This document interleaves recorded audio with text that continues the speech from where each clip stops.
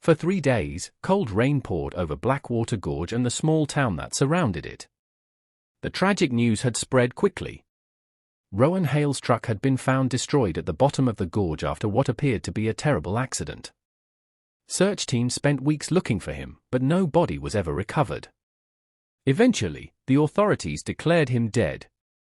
At the funeral, friends and neighbors gathered beneath dark umbrellas while Elara Hale struggled to accept that her husband was gone. Beside her stood their son Owen, unable to understand how someone could simply disappear. As Rowan's coffin was lowered into the ground, an uneasy feeling settled over the cemetery. Just before the service ended, Elara noticed a lone figure standing among the distant trees. For a brief moment it appeared to be watching the funeral. Then lightning flashed across the sky, and the figure vanished without a trace. 2 months passed after the funeral, and life inside the Hale house became painfully quiet. Then one stormy night, 3 slow knocks echoed through the front door. The sound immediately woke both Elara and Owen.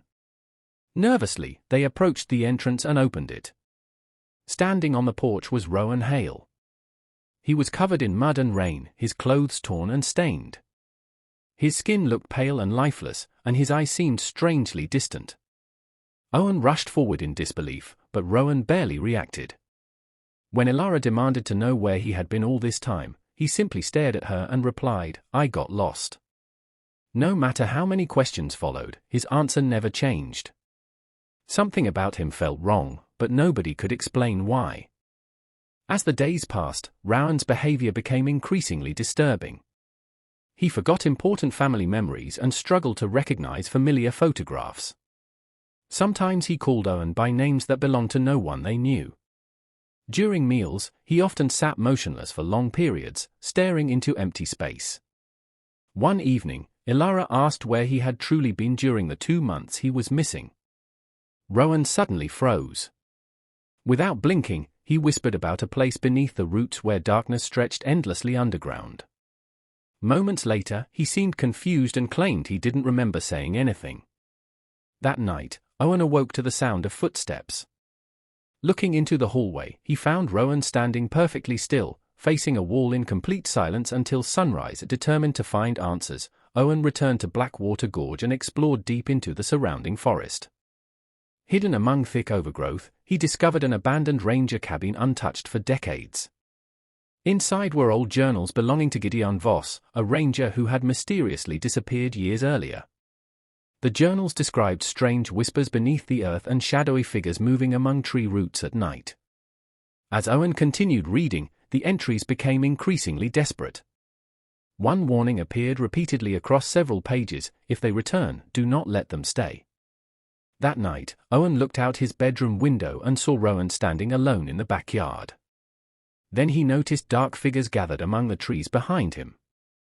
They remained perfectly still, silently watching the house. Soon strange noises began echoing through the Hale house every night. Scratching sounds emerged from inside the walls while faint whispers seemed to rise from beneath the floor. One evening, Elara followed the sounds into the basement. There she found Rowan sitting in darkness, covered in dirt. Behind him was a deep tunnel carved through the concrete floor, descending into an endless black void. A freezing wind drifted upward carrying distant voices. Rowan slowly turned toward her and smiled. "They're almost here," he whispered. Terrified, Elara ran upstairs and returned with Owen moments later. But when they reached the basement, the tunnel had disappeared completely.